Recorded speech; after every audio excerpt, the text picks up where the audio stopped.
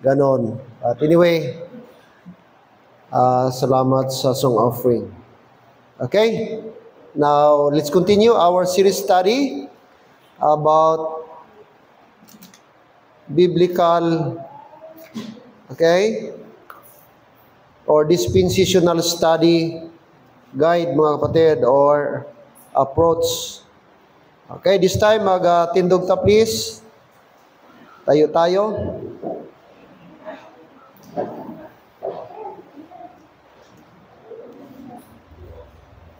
And again, open tayo po ng Bible.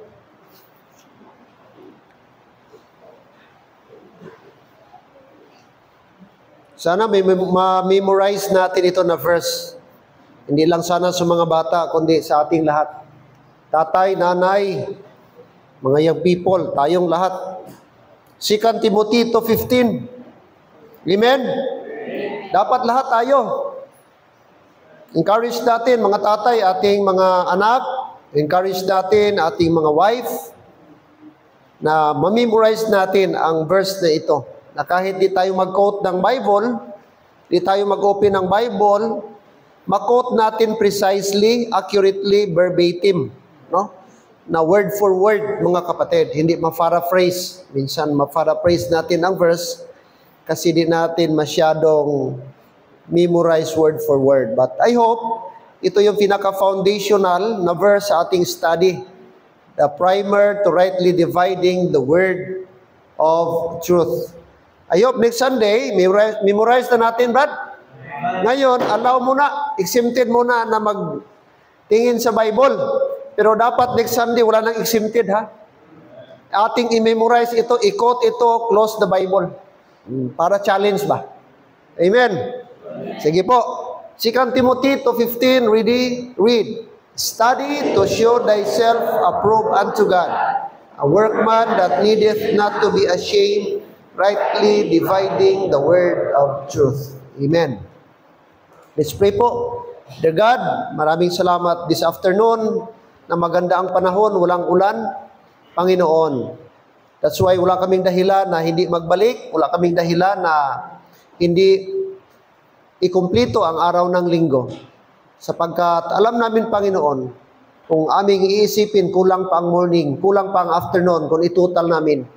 Kaya here we are, once again, Lord, para i-continue po ang aming study about sa topic na ito, which is, Lord, the primer to rightly dividing the word of truth. And I pray this afternoon na, Panginoon, more pa namin maintindihan ang Bible, at more namin ma-appreciate ang truths, at more namin, Lord, makita ang aming sarili na only by your grace lang talaga kami na-save.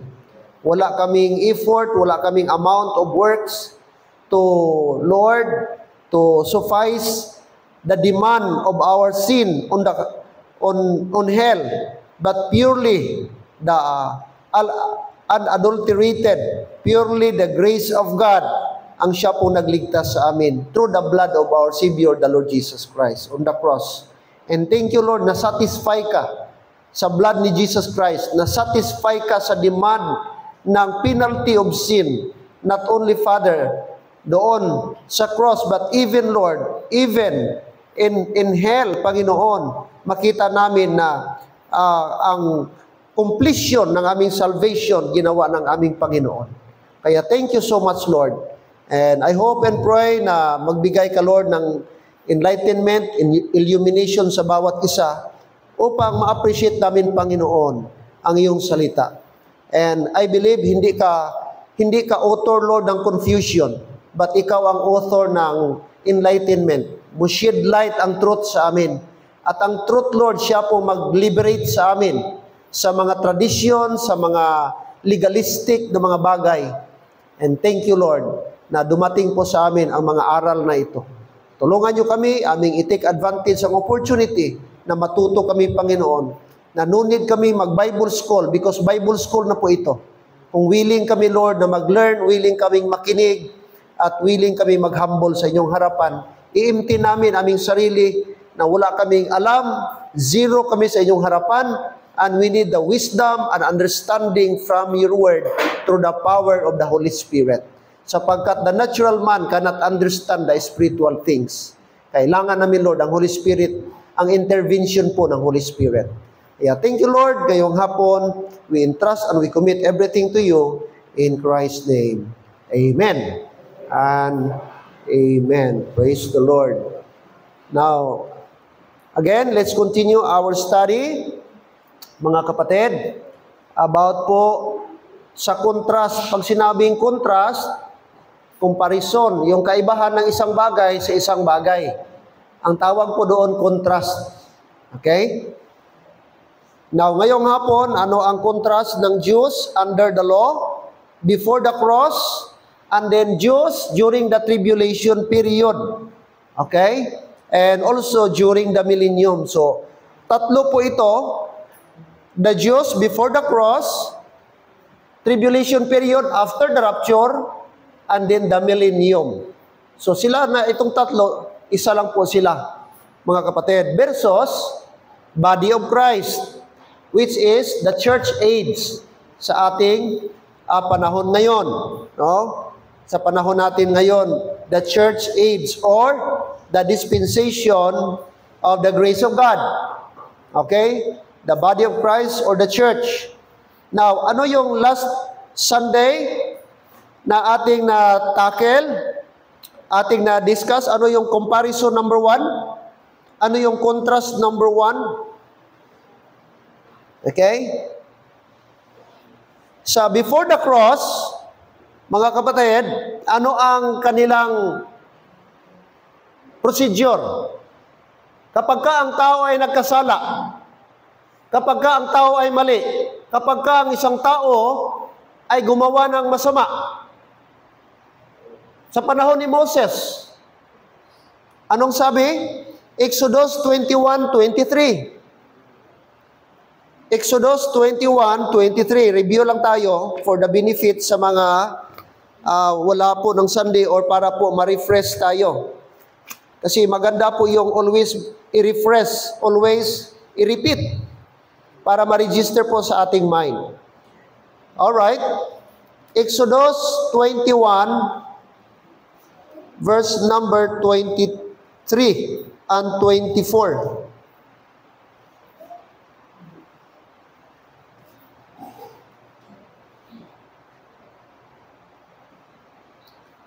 To 25. Exodus chapter number 21, 23 to 25. May I request all the ladies to please read 21, 23, 24, and 25. Ready? Ladies, go.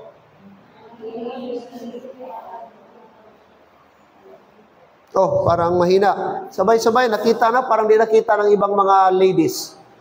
Chapter 21, Exodus, verse 23, 24, and 25. Ready? Go.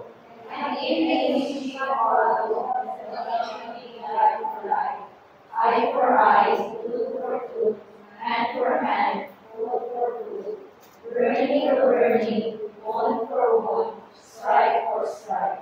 Okay. So, ito na principle o ito na command under the law of Moses. Now, kapag ka daw, ikaw ay naapi o may taong nakasala o gumawa ng masama sa iyo, ano ang gawin mo? Ano ang i-retaliate mo? Ano ang response mo? Sabi ng Bible, if any mischief follow, pag may masamang nangyari, sabi niya, hindi maganda. O sa term pa ng iba, misfortune. And if any mischief follow, then thou shalt give what? Life for life, buhay sa buhay. 24, eye for eye, mata sa mata. Tooth for tooth, ngipin sa ngipin. Hand for hand, kamay sa kamay. Foot for foot. And then 25, burning for burning. One for one, stripe for stripe. Now, allowed po yan mga kapatid. Sa time po ni Moses. May mga tao nagsabi, Pastor, di po nagbago ang Bible. Di nagbago ang Bible. Kung ano sa Old Testament, di same lang sa New Testament. Doon pa lang, Brad, mali na. Sa pangalan pa lang, old anyo, paano mo sabihin, the same lang? Tama? Kung the same lang, bakit may New Testament pa? Kaya ang pagsabi mo pa lang, Pastor, ang Bible walang nagbago. Mula Old Testament hanggang sa panahon natin ngayon, the same lang yan. Malaking mali yan. That means, hindi ka nagbabasa ng Bible. Tanong ko sa iyo ngayon, gi-apply mo ba ito? Gi-apply mo ba ito sa iyo kung nangyari sa iyo, kung buhay ang kinuha mo, buhay din ba ang kapalit sa ginagawa natin ngayon? Ibig sabihin, kung gi-insulto ka, insultuhon mo pod. Kung gitampa ka, tampaon mo man. Kung gisumbag ka, balusan mo man ka sumbag. Pastor, kay allowed man sa Bible. Ayan, dyan sa Bible. Ngayon, i-apply ba natin ito ngayon? Iyon ba ang command sa atin ngayon? At sino ang sinabihan ito ngayon? Now, sino dito? Ang naka-experience life for life? Ay po nanay. Ibig sabihin, nung una, sa Old Testament, under the law of Moses, kung i-apply natin ito, kung sinaktan ka, saktan mo rin. Allowed yan. Kung gikawatan ka, kawatan mo rin. Kaya sa mga Muslim brothers, katawag nila, yun ang i-practice nila. Away kasuanay, ubos anay. Ginakuhaan kami, balusay lang. Balusanay, why na, wala na sang wala na sang dimandahan, wala na bugaduhay, balusanay na lang. Saan nila kinuha? Dito na principle. Pero tanong, sa body of Christ sa ating panahon ngayon, yan ba ang command sa atin? Tingnan nyo po. Okay. Now, dito po tayo sa Romans chapter 12. Romans chapter 12. Romans chapter 12.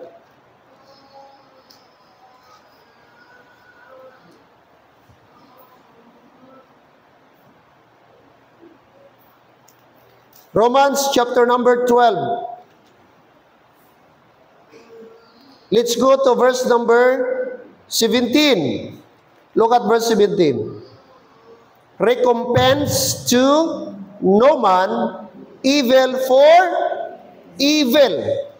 Provide things honest in the sight of all what? Men. So anong sabi ng Bible? Sa recompense, wag mong balusan, wag mong i-recompense, wag mo siyang i-reciprocate. Recompense to no man evil for evil. Ibig sabihin, pag ginawan ka ng masama, wag mong gawan din ng masama. Pag insulto ka, wag mo din siyang insultuhin. Yun ang ibig sabihin ni Paul. Instead, provide things honest in the sight of all men. Verse number 18, andito pa. If it be possible, as much as lieth in you, live what? Underline that phrase. Live peaceably with all men. Amen? Na tayo ang command sa atin sa body of Christ sa ating panahon ngayon. Mga kapatid, is live peaceably as much as possible with all men. So dapat pala tayo mga peacemaker. Tama po ba? Peacemaker, huwag tayong mag-retaliate. Ano pa? Verse number 21. Be not overcome of evil. Huwag ka magpa-overcome sa masama. Instead, but overcome evil with good. Amen? I-overcome natin ang masama sa mabuti. Ibig sabihin, huwag mong balusan, hindi na yon applicable. Old Testament yung eye for an eye, tooth for a tooth, hand for a hand, foot for a foot, hindi na yon. Na kung di tayo mag-rightly dividing nito, na-confuse ka. Pastor, balos ko kasi sabi ng Bible, life for life, mata sa mata, ngipin sa ngipin. Andyan, Pastor, biblical. Ngayon, ang tanong, pag di ka mag-rightly dividing bad, sa atin ba yan na command ngayon? Tama, andyan sa Bible. Pero dapat ba identify natin sinong sinabihan at kanino yan sinabi? Amen. Kaya importante po, mga kapatid.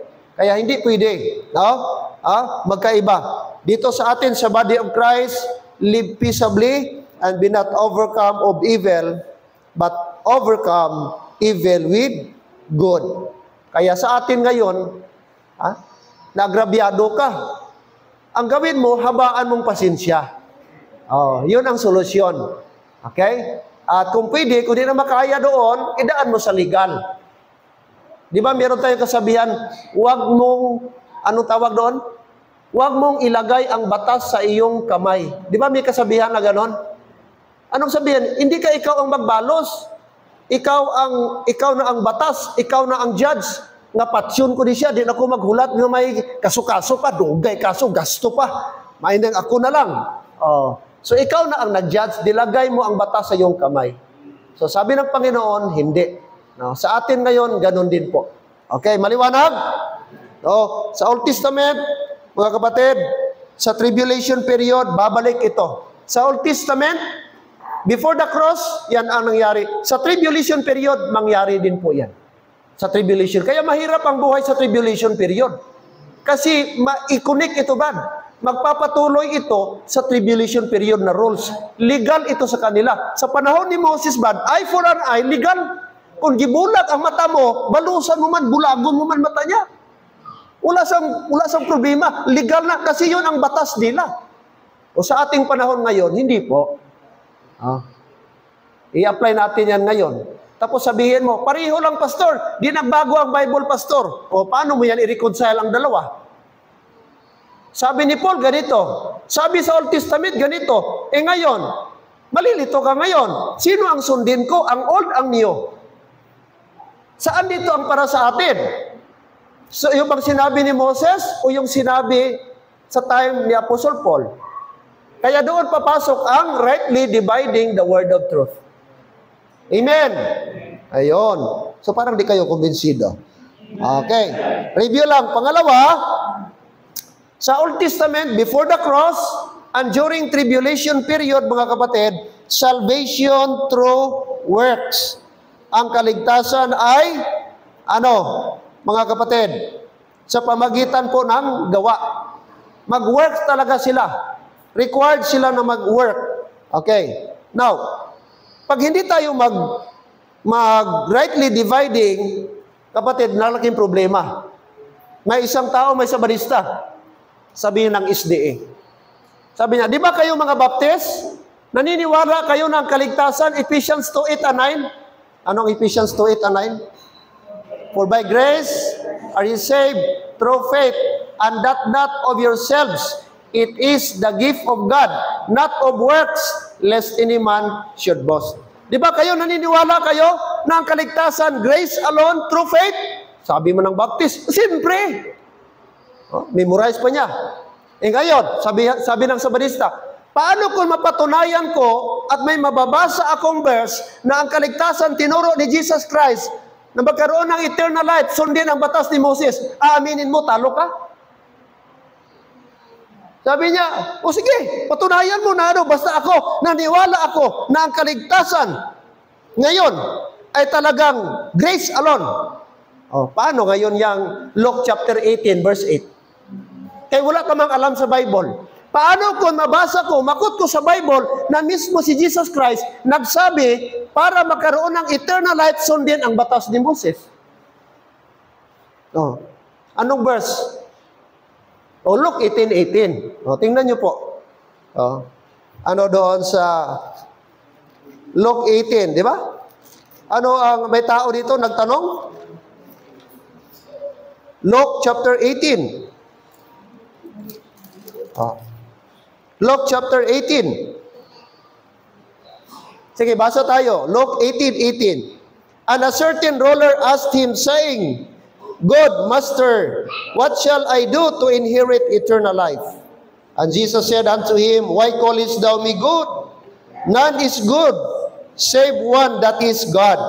Thou knowest the commandments. Do not commit adultery. Do not kill. Do not steal. Do not bear false witness. Honor thy father and thy mother. Okay? So dito, anong sinabi ni Jesus Christ? Para magkaroon siya, ma-inherit niyang eternal life, sabi niya, do the commandments. Thou knowest the commandments. So, gi-refer ni Jesus Christ ang commandments. And that commandment ay walang iba. Ang commandment ni Moses. Hindi niya sinabi, believe the gospel. O kung ikaw, di mo alam ito, talo ng baptist. Paano mo sabihin na by faith alone, masibang tao? Mismo si Jesus Christ nagsabi, i-obey mo, i-practice mo, i-keep mo ang command ni Moses, magkaroon ka ng eternal life. So mali yung pinaniniwalaan mo na by grace alone, masibang tao. Kasi mismo si Kristo nagturo na ang salvation is by works. So ngayon, wala kang alam. Oo nga, no? Mali galito ng Ephesians 2:8 and 9 na ihambal ni pastor na save daw kami sa Ephesians 2:8 and 9. Ari lang gali, o mismo si Kristo gali. Nagsabi na, i-obey ang commandment. Hindi ka mag-adultery, hindi ka mag-patay. Referring ito sa 10 commandments. Ay, 10 commandments gali makaluwas. Sunod bulan, i-baptize ka na sa Sabadista. Hello, amen? Kaya hindi mo matindugan ang iyong knowledge, yung narinig mo lang. Pero ikaw mismo, hindi mo madipinsahan kung bakit ang pinaniniwalaan mo ay ganyan. So pag di tayo nag-apply ng rightly dividing, kaya maraming mga Baptist nadala sa kulto, nadala sa Islam, nadala sa Sabadista, nadala sa Kibuloy, dating daan, sapagkat Brad, walang alam sa Bible. Wala ga-apply ng rightly dividing. Hello? Diyan tayo. Kaya ganun ka-importante. Next time, sabi, di na kumakaon barbecue, kay bawal na. Ano ba? Bawal sa imo. Ikaw sa ito, bulaos kay ka magkaon, karon bawal na rin sa imo. Ano, abi? Kaya nabasa ko sa Bible, abi nga, ang baboy daw, ginabawal. Gali, o. Ari, o, damo, bersikulo. Bawal gid kung high blood ka. Bawal gid man kung masubrahan ka. Adlaw-adlawon mo, barbecue. Tapos pork chop naman. Adobo naman. Tapos makinilaw ka naman. Masugba ka naman, maskara pagkasunod adlaw. Ate, anong gawa mo sina? Ang amoy mo daw baboy na eh.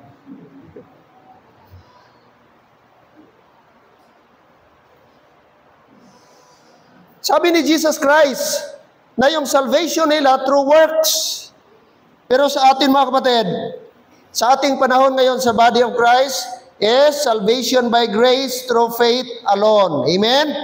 So maliwanag tayo dyan. I hope wala tayong problema. Na sa ating panahon ngayon, hindi tayo naniniwala na ang kaligtasan ay may works pa. Sapagkat pagkasama ang works, mga kapatid, hindi na yan gospel. Pagkasama ang works, hindi na po yan grace. Sapagkat hindi mo pwedeng ihaluin ang grace at works. Otherwise, grace is no more grace and work is no more work. Because grace is pure. Grace is resting, trusting in the sufficient, final, and finished work of the Lord Jesus Christ on the cross. Grace is unadulterated, pure, mga kapatid, and faith lang ang compatible. Believing lang ang compatible sa grace. Wala na pong iba. Alright. Next, ating makita. Forgiveness of sins ongoing. Sa Old Testament, before the cross and during tribulation, mga kapatid, forgiveness of sins is ongoing. Ibig sabihin, tuloy-tuloy. Tuloy-tuloy and conditional. Matthew 6:14 and 15. Matthew, please. Matthew, chapter number 6. Matthew chapter 6. So take note, tinitingnan natin ang comparison. Contrast tayo mga kapatid. Mga lalaki, 14 and 15. All men please. Matthew chapter 6, 14 and 15. Ready? Read.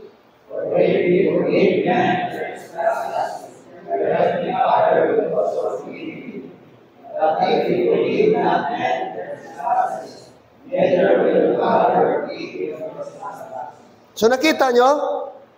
For if you forgive men their trespasses, kung inyong papatawarin ang mga tao sa kanilang pagkakasala, ang iyong Ama sa langit ay magpapatawad din sa inyo. Your heavenly Father will also forgive you.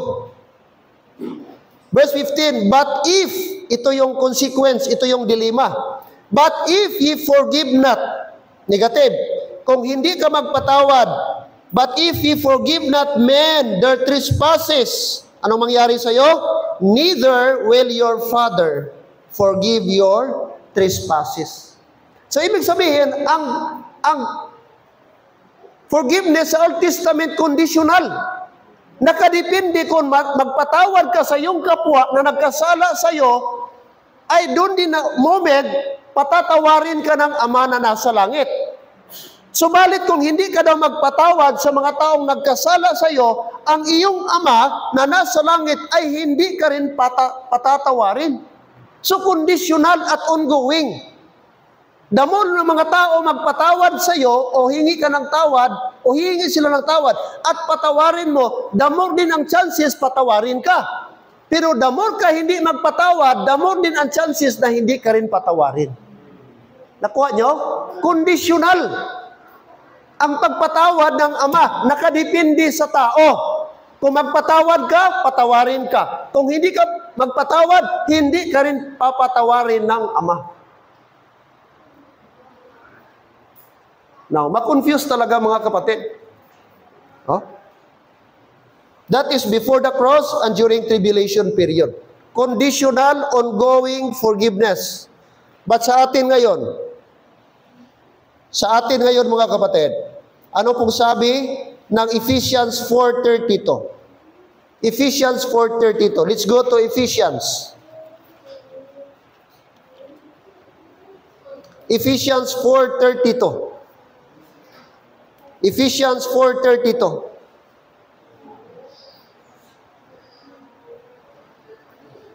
Ephesians 4:32. The Bible says, and be kind one to another, tender-hearted, forgiving one another. Magpatawaran kayo sa isa't isa. Notice the word, even. Even as God, for Christ's sake, hath forgiven you. Amen? So nakita niyo po ang kaibahan. Doon, magpatawad ka para mapatawad ka. Pero sa body of Christ, sa panahon natin ngayon, sa body of Christ, mga kapatid, the dispensation of grace, ang basis ng ating pagpatawad sa isa't isa, ano Brad? Dahil sa ginawa ni Kristo sa atin. Kung paano tayo pinatawad ni Kristo, ganun ka din magpatawad sa ibang tao. Hindi conditional na dapat mong magpatawad sa iba para patawarin ka. Kundi ang ating basis, ang fondasyon ng ating forgiveness, because kung gaano tayo pinatawad ni Lord sa ating kasalanan, walang kondisyon kahit makasalanan ka, ganun dapat ang pagpapatawad mo sa ibang mga tao. Amen. So magkaiba. Magkaiba po kapatid. Ibig sabihin, hindi conditional ang forgiveness sa ating panahon ngayon. Regardless kung magpatawad ka o hindi, kung nag-believe ka kay Jesus Christ, pinatawad ka na rin niya. Amen. Kahit hindi mo na mag-pray na, Lord, patawara ako. Kung nag-trust ka sa ginawa ni Jesus Christ, automatic pinatawad ka niya. Di ka na kailangan maghibi, di ka na dapat magpakitlooy para patawaron ka. Kaya yan ang mali sa mga tradisyonal. Kaya ginula daw natin ang repentance. Why na tagapangayo sang tawag sina, magpakitlooy. Wala mong sinabi sa Bible, magpakitlooy ka para ma-achieve mo ang mercy sa Ginoo. Gikaluyan ka na. Ang forgiveness, ang mercy and grace, automatic kasama na yan doon sa pag-trust mo kay Jesus Christ. Simultaneous yun nangyari sa buhay mo. The moment you believe, you were forgiven. The moment you believe, you were what? Adopted. The moment you believe the gospel, you trust the gospel, then that's the time, mga kapatid, you are reconciled, justified by the blood of Jesus Christ. Amen. Another verse, Colossians 2:13.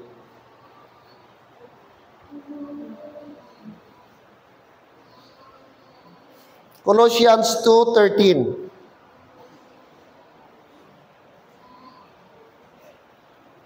and 14.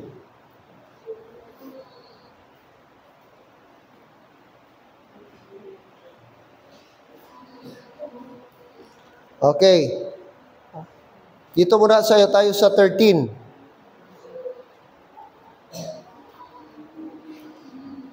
Colossians 2:13. Let's read all together. Ready, go.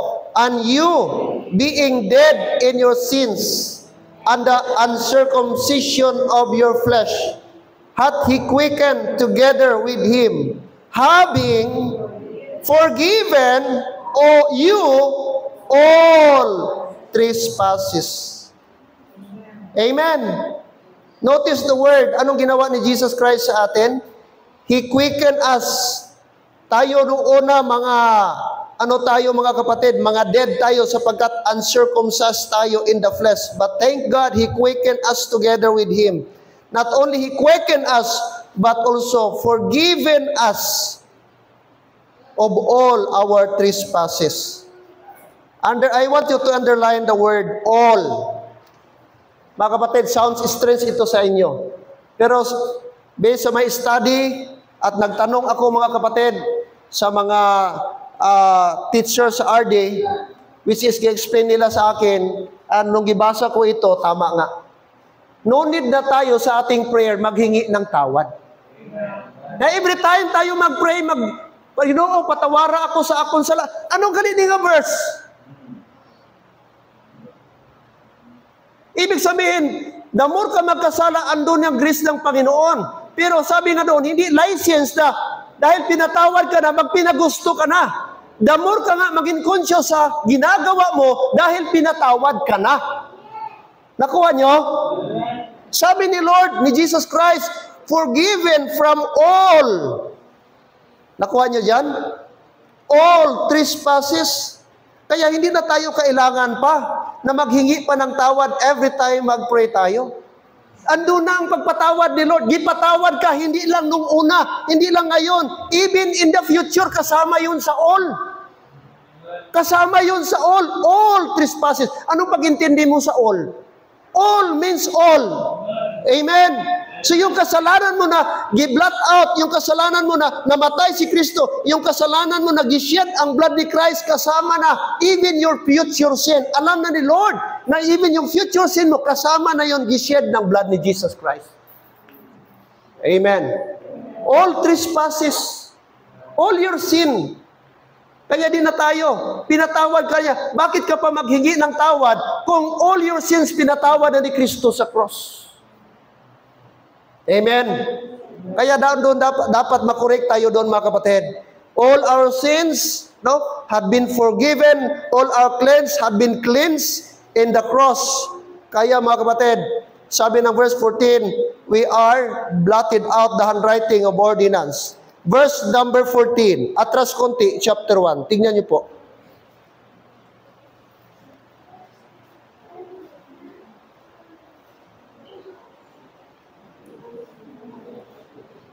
Colossians 1:14. Ready? Read. In whom we have redemption through His blood, even the forgiveness. Sin? Sin ba? Nakalagay? Sins. Hindi aksidente sins kasi alam ni Lord araw-araw, bawat oras, bawat minuto nagkakasala tayo. But praise the Lord. Because of the blood of Christ, we are forgiven. Amen. Praise the Lord. Kaya hindi na tayo kailangang always, every time mag-pray tayo, Lord, patawaron mo kami, tinluan mo kami. Kaya ditinluan na ni Jesus Christ the moment you trust the gospel. Amen. No? Nung nag-trust ka, nag-believe ka sa gospel, your sins have been forgiven. All your sins, all your trespasses, mga kapatid.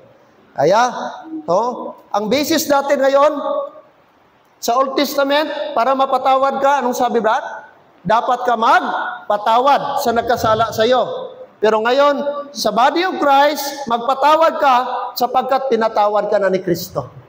Kung paano ka gipatawad ni Kristo na walang kondisyon, ganon din ang pagpatawad mo sa mga taong nagkasala sa iyo. Hindi mo hambalan nga, sige, patawaron ta ka subong. Pero hindi ko makapromisa sa sunod kung suliton mo pa ni kung mapatawad ta na ka. Brad, ganun ba si Kristo sa atin? Hindi. So kung paano tayo pinatawad ni Lord without any condition, dapat ganun din. Amen. So magkaiba. So kung di ka mag-rightly dividing, mag-confuse ka. Agoy, paano di ka ron? Kung di ka magpatawad, di ka mo patawaron sa amay. Kung magpatawad ka mo sa inyong kapwa, patawaron man ka mo sa amay. Apang kung hindi, disgrasya ka mo. So kapag ka ang tao nung una, Old Testament, may naghingi ng tawad sa kanya, hindi niya pinatawad, namatay siya, impyerno siya. Kasi di niya sinunod ang nasa Bible. Kasi sa batas nila, para patawaron ka ng ama, kailangan mo rin magpatawad. No. So iba, magkaiba po mga kapatid. So hindi mo pwedeng sabihin na, pastor, isa lang ng Bible. Wala nagbago, kapatid, makukonfuse ka talaga. Kaya dapat marunong tayo, itong verse before the cross or after the cross. Itong verse na ito para sa mga Hudyo o para sa body of Christ. Kung di mo ma-identify yung Israel, yung Jews, at body of Christ, makukonfuse ka talaga mga kapatid. Hello, amen? Oo. Now, pangalawa, may sinabi doon na may mga bawal kainin. Oo, di ba? Isa pa yan sa mga ano. Alright, now, ano yung sunod? Forgiveness of sins before the cross, ongoing act. Tuloy-tuloy. Continuous. Magpatawad ka para patawaron ka. Pero dito sa atin, Brad, hindi po ongoing. No? Once lang tayo, once and for all, pinatawad na tayo ni Jesus Christ. At sa atin din, hindi conditional. Magpatawad ka sapagkat pinatawad tayo ni Jesus Christ. Now, next, before the cross, or para sa mga Diyos, baptism for salvation. Baptism for salvation. Ang baptism requirement sa kanila para maligtas. Anong verse? Anong verse na mabasa natin required ang baptism? Mark 16:16 at Acts 2:38. Acts 2:38 muna tayo. Acts 2:38.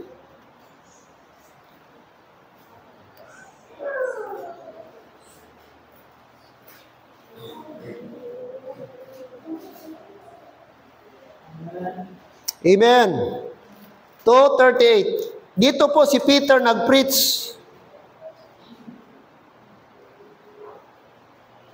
At anong sabi niya? Ano ang preaching ni Peter? Verse 38. Read. Then Peter said unto them, repent and be baptized every one of you in the name of Jesus Christ for the remission of sins, and ye shall receive the gift of the Holy Ghost. Now take note, ano ang preaching ni Peter? Of course, kasama ang repentance. Repentance means change of mind. Dapat silang mag-change of mind sila. Kailangan nilang mag-change of mind. Pangalawa, kailangan sila mabaptize. Okay? Pangalawa, una, repentance. Pangalawa, baptism requirement. Tapos, ano pagid, mga kapatid? Aside on mabaptize sila, hindi lang mabaptize, kailangan mabaptize sila in Jesus' name. Kaya ito, marami kasing baptism sa Bible, Trinitarian baptism. In the name of the Father, the Son, which is yung ginagamit natin. Pero dito, sa panahon ni Peter, in Jesus' name. Kasi pag hindi in Jesus' name ang baptism mo, invalid. Kailangan i-confess nila nga ang name ni Jesus Christ, Messiah. Requirement yun sa kanila. Okay? Kaya dito pa lang, iba na ang klaseng baptism. In Jesus' name, hindi in the Father, in the Son, and in the Holy Ghost. In Jesus' name lang na baptism. Kaya may mga, dito nakuha ang doktrina ng Pentecostal, oneness. God the Father, God the Son, and Holy Spirit, one lang. Tapos, ang baptism nila in the name of Jesus Christ. Wala sila gagamit ng in the name of the Father, the Son, and the Holy Spirit. Hindi. Kasi dito yan na teaching. Sa kay Peter nila kinuha. So pag di ka mo alam ito kapatid, magiging oneness ka rin. Ang baptism mo, in Jesus' name. Pag di ka marunong mag-differentiate. Okay, repentance, kailangan sila mabaptize, kailangan in the name of Jesus Christ. Ano pa? Anong result? For the remission of sins. Ano ng remission? Para mapatawad ang imong sala. Para mapanas ang imong sala. Yun ang ibig sabihin ng remission. Ibig sabihin, pag di sila nag-repent, di sila nabaptize, hindi sila nagbaptize sa in the name of Jesus, no remission of sin. Requirement itong tatlo para ma-remit ang kanilang kasalanan. Sino may Ilonggo Bible? Brad Bernard, Ilonggo na mo? Sino? Sino ba ano? Cebuano. Okay. Ano pagka... Si kalibog ulo nyo. Ano nang remission man? Remit? Amo na last to, ma-remit ha? Amo ba na?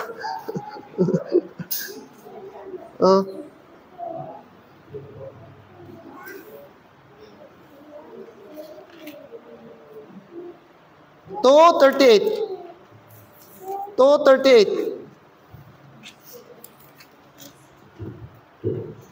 Saan ang 38? 38. Unya si Pedro miingon, Cebuano man eh. Unya si Pedro miingon ngadto kanila. Pag hinulsol og pagpabautismo ang matag usa kaninyo diha sa ngalan ni Hesukristo tungod sa kapasayloan sa mga sala og kamo makadawat sa gasa sa balaang espiritu. Ano daw Brad? Para mapasaylo ang ilang sala. So ang purpose sa repentance, ang purpose sa baptism, kag in Jesus' name, para mapasaylo ilang sala. But pasabot, pag di na bautismuhan, way kapasayluan. Nakuha nyo? Requirement sila mabaptize kung gusto nila mapatawad ilang sala, Brad. Ano pa ikaapat? Para makabaton og balaang espiritu. Talantawa? 38. Pasayloon kamo sa mga sala ug kamo makadawat sa gasa sa balaang espiritu. So, ito yung time, Brad, na mag-dwell ang Holy Spirit after ka mabaptize in Jesus' name. Nakuha nyo? So, ang dami, Brad. Una, mag-repent. Requirement. Number 2, mabaptize. Ikatatlo, in Jesus' name. And then, ano pa Brad? Para makareceive sa Holy Ghost. Tanong ngayon. Salamat. Tanong ngayon. Okay, sige. Mga kapatid. Okay. Ang mga pastor, Brad, sabihin nila, pastor, ito ang lagi. Wala nagbago sa Bible. Isa lang na, pastor. Isa lang ginang Bible. Kung ano ang Bible, isa lang na. Tanong sa mga pastor ngayon. Ganyan ka ba magbaptize ngayon? In Jesus' name ba ka baptize? Pangalawa, hambalon mo ba? Sister Miriam, magpabautismo ka. Kaya kung di ka mapabautismo, di mapatawad imong sala. Obe. Oh. Ganon ka ba karon mag-Bible study ka? Ginasabi mo ba yan? I-requirement yun. Kaya kung di ka magpabaptize, tapos napatay ka, impierno ka. Kaya siling sa Bible, walay ka pasayloan kung wala ka na-baptize in Jesus' name. O ngayon, sino mga pastor ngayon gaganon mag-baptize? Ngayon. Tapos sabihin nila, adisim lang pastor, walang nagbago. Pero tingnan mo, wala man lagi nila gina-apply. Kung sabihin mo, wala nagbago ang Bible, dapat ganon ka rin mag-preach. In Jesus' name ka rin mag-baptize. So, ibig sabihin, Brad, sa Old Testament, requirement ang baptism. Requirement. And baptism is, good works. So, maliwanag pa, Brad, Mark 16:16, di ba? O, gisuportahan pa yan. Mark 16:16, nga, hindi ka idam ka. Oh, di ba? Anong sabi doon? He that believeth and is baptized shall be, Mark 16. Sige. He that believeth and is baptized. Take note, hindi lang siya mag-believe. Anong sunod? And is baptized shall be saved. May mga palusot pang pastor. Pastor, future mo yan, kaya gigamit shall. Shall. Tingnan nyo ang save. Past tense. May nangyari na. May nagpabaptize na. Hindi ito future pa.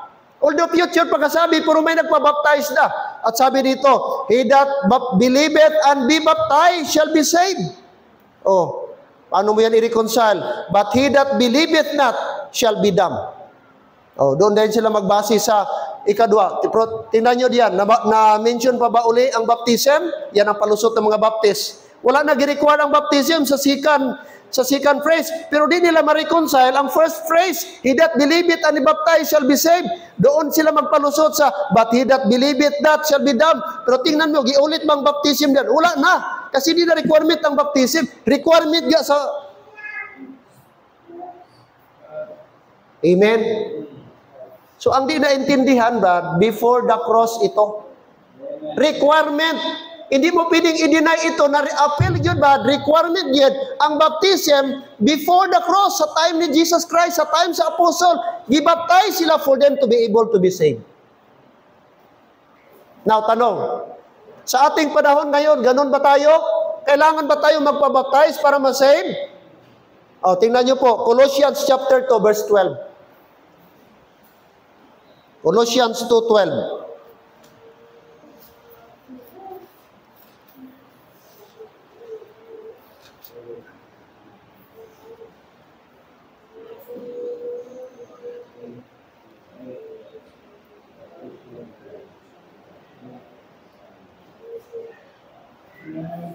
Amen. Oh, anong sabi? Colossians 11 and 12, in whom ye are circumcised with the circumcision made without hands. So, sino ang nag-circumcise sa atin? Si Lord. Spiritual circumcision ang tawag doon. Hindi po physical, hindi literal. Ang Hudyo, gina-circumcise sila. Physical as nation. Pero sa atin, ang ating circumcision sa body of Christ, iba. Made without hands, in putting of the body of the sins of the flesh by circumcision of Christ. And then verse number 12, buried with him in baptism, wherein also ye are risen with him through the faith of the operation of God, who hath raised him from the dead. Notice the word buried with him in baptism, with him. Okay? Gilubong ka, kasama, katulad kay Kristo sa pamagitan ng bautismo. So ano ang bautismo sa ating panahon ngayon? Sabi ni Paul, hindi para ma-save, kundi mga kapatid, ang baptism natin is picture of salvation. Picture, demonstration, illustration of the gospel, the death, the burial, and resurrection.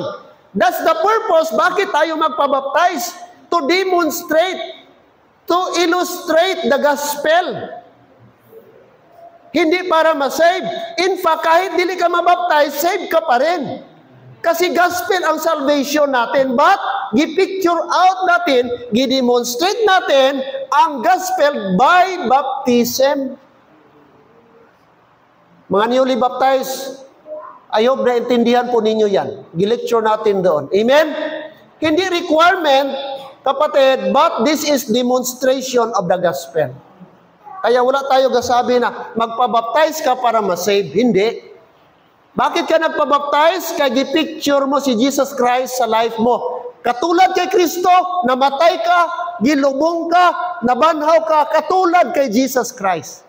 Yun ang ibig sabihin ng baptism. In fact, sabi ni Paul, I was sent not to baptize, but to preach the gospel. So ang emphasis niya, to preach the gospel, not to baptize. Alright?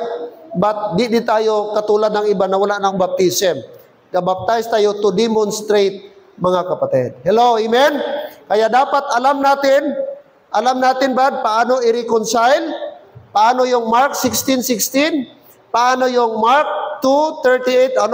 Acts 2:38. Actually, i-clarify ko lang, church. Baka mag-confuse kayo. Pastor, di ba ang Acts 2:38 after the cross na? Tama? Yes or no? Si Jesus Christ na-resurrect na. Na-resurrect na Jesus Christ. Acts chapter 1, and I give you, and you shall be witnesses unto me both in Jerusalem. Sabi niya, Acts chapter 1 pa lang.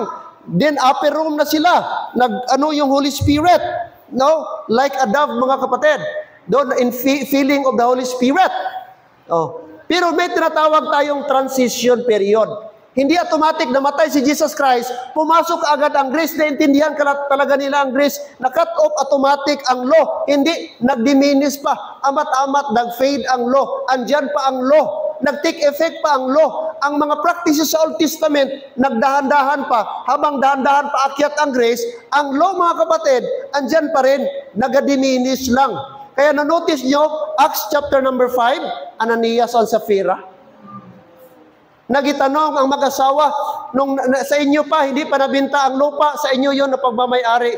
Pero nung nabinta na nyo ang lupa, hindi na yun sa inyo ang pera, kundi sa Panginoon na. Bakit nagkonsabahan kayo para magsinungaling sa Diyos? Hindi kayo nagsinungaling sa tao, but sa Diyos, sabi ni Peter. At nung narinig po ng husband, insigida patay si Ananias. 3 hours later, dumating si Mrs. Late dumating, di niya alam kung anong nangyari sa husband niya. 3 hours before o earlier. Sabi ni Peter, andyan na dumating na yung mga yung people. Kararating lang nila, galing sila naglibing sa husband mo. Bakit nagkonsabahan kayo about sa pera na bininta ninyo, yung proceed, yung amount ng pera? At nung narinig po ni Mrs., si Sapphira. Kaya ang pera, delikado. Sapphira siya nadali. Mga kapatid. So, alam, chapter 5, basahin yung Acts, patay din si Mrs. nung narinig nila ang sabi ni Peter. Kaya na, may mga signs and miracles pa doon. Hindi pa automatic, mga kapatid. Actually, ang grace, makikita mo na mid of Acts, and then papunta na po doon sa mga last chapter, mga kapatid. After doon si Cornelius, chapter number 10, nagwali pa si Peter kay Cornelius. Ayaw sana magpunta ni Peter kay Cornelius kasi Lord, tapos pinakita sa kanya yung vision, tapos may shit doon na may iba't ibang mga hayop. Sabi niya, Lord, hindi ako nakakain doon. So that was the first time na nakapunta sa Gentile kasi si Cornelius, Italian centurion. Ayaw pa niya, mga kapatid. So, makita po natin doon, huwag tayong ma-confuse, Brad. Hindi po automatic, kahit Book of Acts na po, dahan-dahan, meron pa po doon ang signs and wonders and miracles. Hindi po automatic, nung namatay si Christ, cut off na ang law. Take effect na yun ang grace, hindi po. Dahan-dahan po, nagadiminis ang law, ang signs and miracles, tapos dahan-dahan, nag-aakyat ang grace, mga kapatid. Dispensation of grace. Hello, amen? So, dapat, nakita nyo siguro yun sa chart? Dito, yung mga kapatid. No? So, meron tinatawag po na transition period. Katulad sa atin ngayon, transition pa man tayo from traditional, dahan-dahan pa tayo. Hindi man kaagad na-adapt natin. Kaya study pa tayo, nasa transition period pa. Alright. So, dyan pa tayo. Amen. Okay. Now, ano pa? Ano pa, mga kapatid? Okay, itong tinatawag, mga kapatid, losing of salvation. Losing of salvation, Matthew 24:13.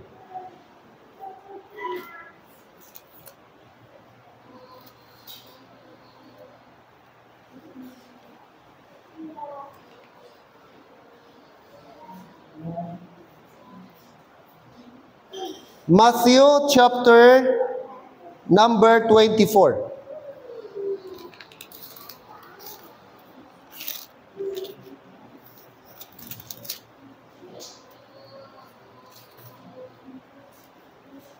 Matthew 24.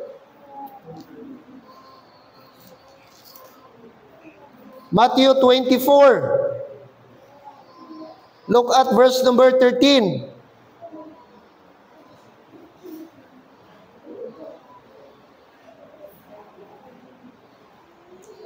24, look at verse 11. And many false prophets shall arise, or shall rise, shall deceive many. And because iniquity shall abound, the love of many shall wax cold. Verse 13, but he that shall endure unto the end, the same shall be saved. Take note, paano ka ma-save? Mag-endure to the end. Pag di ka nag-endure unto the end, anong mangyari sa iyo? You shall not be saved. So ang salvation dito, endurance until the end. At ang verse na ito, kapatid, tribulation period. Hindi ito para sa atin ngayong panahon.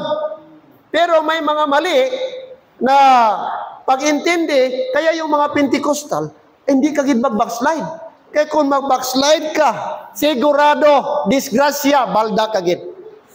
No, sabihin nila, nag-backslide ka, namatay ka, di ka nakabalik kay Lord. Impierno ka. Yun ang kanilang konklusyon. Kasi dahil sa verse na ito, shall endure unto the end. Ang di nila alam, ang verse na ito, tribulation, future pa. Basahin mo ang context dito, wars, nation against nation, coming pa ito, wala pa ito nangyari. Future pa ito. At sabi dito, for them to be able makasurvive, Brad, doon sa tribulation, mag-endure sila until the end. Di sila magpaputol sa liog. That's the time ma-save sila.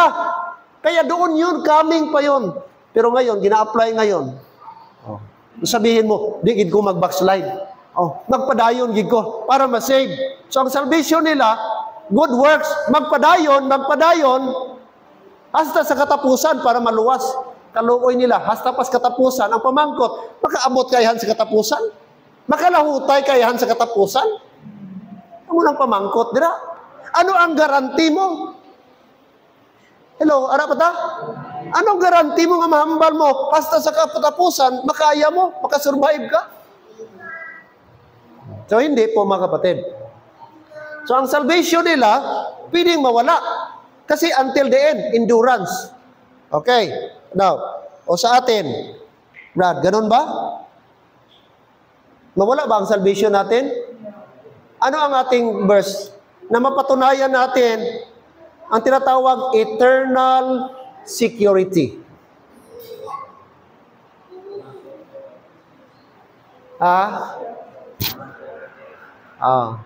Sige, anong verse? Brother Brother Maki, Romans 8:39. Ano pang verse? Na dininiwala tayo na ang salvation hindi mawala. No losing of salvation, hindi endurance ang salvation. But we believe on eternal security. Ibig sabihin, forever. Our salvation, di na mawala, di ma-forfeit.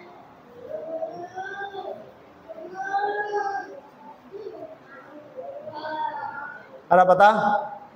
Tama yung kay Brad Maki, dagdagan lang natin, verse 1 pa lang, andun na. Anong verse 1? There is therefore no condemnation to them which are in Christ Jesus. Sige, tingnan nyo Brad, buksan nyo ang ating Bible. Doon pa lang sa verse 1, andun na, gideclare na ni Paul. Sinabi na dito sa kanyang sulat. Romans chapter, yes. Chapter 8, mga kapatid. Hindi yung chapter 9. Chapter 8, verse 1. Romans chapter 8. Kanina yung Brother Maki, chapter 9 yung yung 8 pa rin. Yung wala nang makaseparate sa atin. Verse 1 pa lang, andyan ang mga kapatid. There is therefore now no condemnation to them which are in Christ Jesus, who walk not after the flesh, but after the Spirit. So, gi-mention ni Paul na there is no condemnation to them which are in Christ. Tanong, are you in Christ? Amen. So, the Bible says, since you are in Christ, no more condemnation. No more punishment, no more judgment. Because we are now in Christ, mga kapatid. At sinabi pa niya dito, beginning verse 35, Ito yung napakaganda. Who shall separate us from the love of Christ? Shall tribulation, or distress, or persecution, or famine, or nakedness, or peril, or sword? As it is written, for thy sake we are killed all the day long. We are accounted as sheep for the slaughter. Nay, on all these things we are more than conquerors, through him that loved us. For I am persuaded, Paul said, that neither death, nor life, nor angels, nor principalities, nor powers, nor things present, nor things to come, nor height, verse 39, nor depth, nor any other creature shall be able to separate us from the love of God, which is in Christ Jesus our Lord. Amen? So dito pa lang napaka-tibay na po, kapatid, na ang ating salvation ay na kay Kristo. At wala na po makapaghiwalay sa atin mula sa pag-ibig ng Diyos na kay Kristo. Very secure tayo, mga kapatid. Kaya po, hindi tayo nagbase until the end. Hindi tayo naniniwala ang backslider may impyerno. Kaya kung ang backslider may impyerno, good works na po yun. Now, makasabi ka ba na hindi ka dapat ma-backslide para mapunta ka ng heaven? At makasabi ka ba na sa entire Christian life mo, never ka makabackslide? Pwede ka nga andito, pero backslider ka eh. Pwede ka nga every day, every Sunday, the church, pero backslider in heart. Tapos sabihin mo ngayon, kapatid, na kung mag-backslide ka, namatay ka, impyerno ka, lahat tayo, walang ma-qualify. Kaya alam natin mismo sa ating puso, backslider ta kahit nasa church tayo. Kaya salamat sa Panginoon. Yun ang grace. Yun ang beauty ng grace. Wala nakabase sa ating performance. Kaya kung sa performance, nako, I tell you kapatid, kahit pastor, pwede may impyerno. Akala nyo lang yung mga pastor, tingin nyo talagang, super spiritual na, super Di nyo lang alam, ibang mga pastor.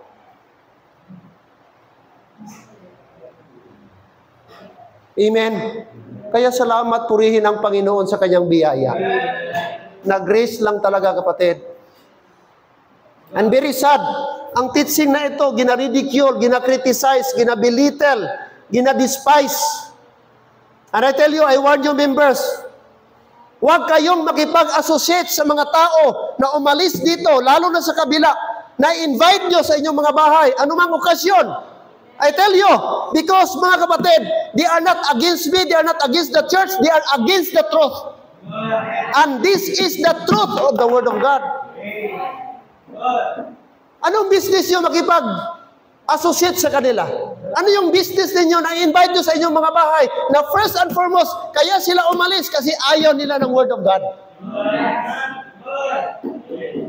Kaya I wonder sa ibang mga membro, bakit andyan pa yung mga antay sa truth. I'm so sad ngayong hapon. May isang nagsabi sa akin, Pastor, may isang men tayo na hindi naganahan magsimba kaya ginasut-sutan doon sa kabila. Tapos napilitan na lang daw magsimba dito kasi ginabisitahan. Kaya pala, ginabisitahan din nila, ginapuiso nila ang isip, ginakurap nila ang isip. Bakit ka dyan magsimba? Bakit ka gasimba dyan? Mali na yung turo ni Pastor Dulay, kulto na yan. Hindi na yan tama, bakit ka dyan gasimba? No wonder na bakit ilang Sunday na wala gasimba? Kaya meron pa ng gasulsol na mga taong against sa Bible, against sa truth. And I was so disheartened, mga kapatid, upon receiving the news na ganun. Di na lang magprangka kung ayaw. Kaysa mapilitan lang pala magsimba. Kaya gipuison sa taga-ibang Very sad. Na ginakurap nila ang mind sa mga Kaya mag-ingat kayo. I warn you, members. I warn you. Dapat yung mga antay sa Bible, lalo na yung taga-kabila, huwag nyo nang i-entertain sa inyong mga bahay. And I'm honest, mga kapatid, I'm not happy. So kung meron kayong okasyon, tapos makita ko itong mga taong ito, it's better, huwag nyo na akong i-invite. Hindi ako maging plastic. Di ako maging plastic, mga kapatid. Hindi ko magtago ako na masama yung loob ko. Wala man ako gadumot, pero masama yung ko. Sabihin nila, nakakulto na. Sabihin nila, maring aral yan. Wala, di mo gani alam kung gabasa ba yun ng Bible? Gaaral ba yun ng Bible? Bago nila mag-judge sila, tapos sabihin nila, maling turo yan. I-prove mo muna sa akin, nag-studyhan mo ang Bible. Amen. Mga kapatid, so ingat tayo. Amen. Last, before tayo mag-end, mga kapatid.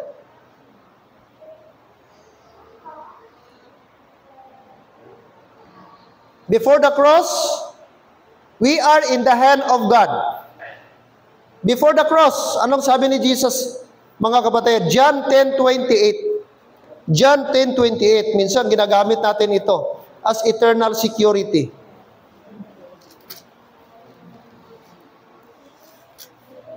John chapter 10, verse number 28 and 25.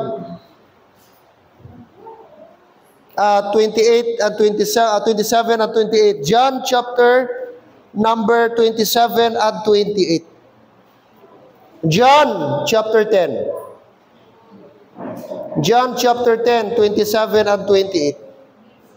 My sheep hear my voice, and I know them, and they shall what?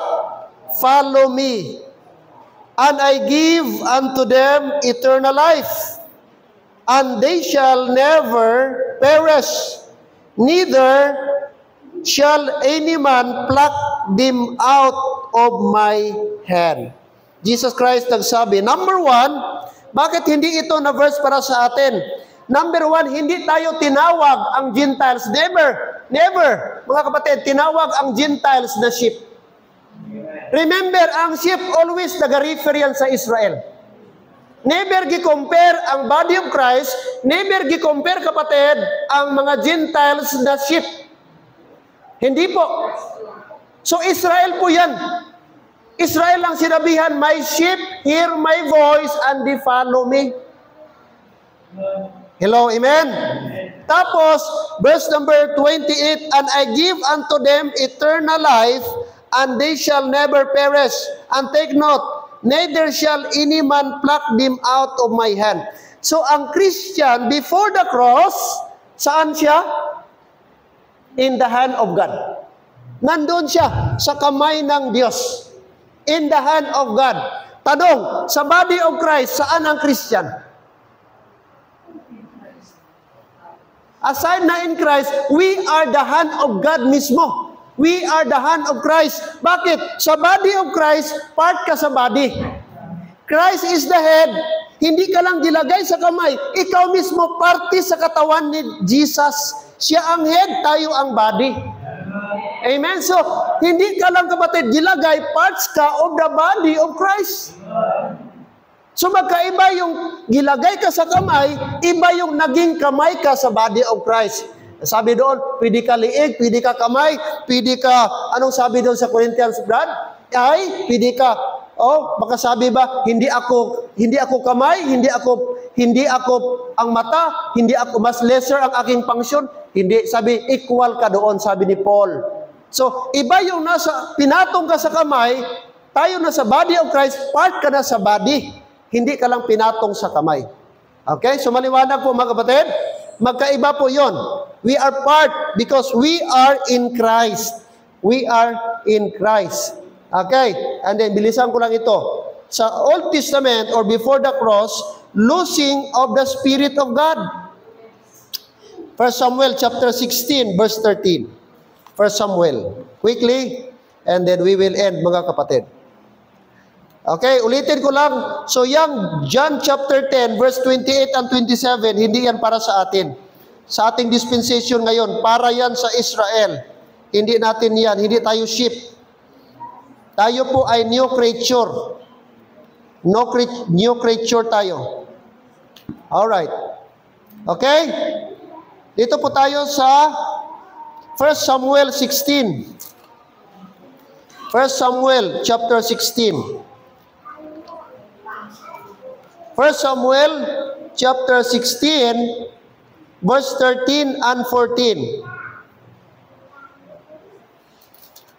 1 Samuel chapter 16, 13 and 14. Ready? Let's read, go. Then Samuel took the horn of the oil and anointed him in the midst of his brethren, and the Spirit of the Lord, take note, capital S, Holy Spirit, and the Spirit of the Lord came upon David from that day forward. So Samuel rose up and went to Ramah. Verse 14, but the Spirit of the Lord departed from Saul. An evil spirit from the Lord troubled him. So may dalawang spirit. Take note, yung gi-anoint si David na maging next na Israel, at next na king sa Israel, pumasok ang spirit. Tapos dito naman sa verse 14, si King Saul naman, umalis ang espiritu ng Diyos sa kanya. At ang pumalit, evil spirit. Nakuha nyo? Magkaiba po, capital S, na take note, ha, alam natin, kapag capital S, nag-refer po yan sa Holy Spirit or Holy Ghost. Never po na ang Spirit of God gisulat po na small s. Any spirit na written small s, it could be spirit of Satan o evil spirit. Pero every time makakita yung capital S na spirit, it always refers sa Holy Ghost or Holy Spirit. So maliwanag dito na yung umalis, yung pumasok kay King David, Holy Spirit. Ang umalis din kay King Saul, Holy Spirit, pinalitan ng bad spirit. So dito, makita natin, in and out ang Spirit of God. Kay Paul pumasok, kay David pumasok, ito naman, kay Saul umalis. Ibig sabihin, hindi permanent ang Spirit of God sa tao before the cross. Hello? In and out, Brad. Pwedeng mawala, pwedeng bumalik, pwedeng umalis ulit. Ganon po ang sit-up sa Old Testament. Hindi permanent ang Holy Spirit. Tandaan po natin. Now, sa ating panahon ngayon, alam na natin. Anong verse na tayo po? Of course, baliwanag. Ephesians 1:13. Amen? Ephesians 1:13. We are sealed by the Spirit of God. Ang Spirit mismo, amo na ang ating seal. Kapag ikaw siniliyuhan, kapatid, ay hindi na po yan maalis. Amen? Hindi na pwede. That is forever. Take note, Ephesians 1:13. So, tandaan niyo po, in whom ye have trusted, after that they heard the word of truth, the gospel of your salvation, in whom also after that ye believe. Take note, ye were sealed with the Holy Spirit of promise. Okay? Clarify po dito, anong klaseng spirit? The spirit of promise, mga kapatid, which is our earnest inheritance. Chapter 4, verse 30. Ephesians pa rin. Chapter 4, verse number 30.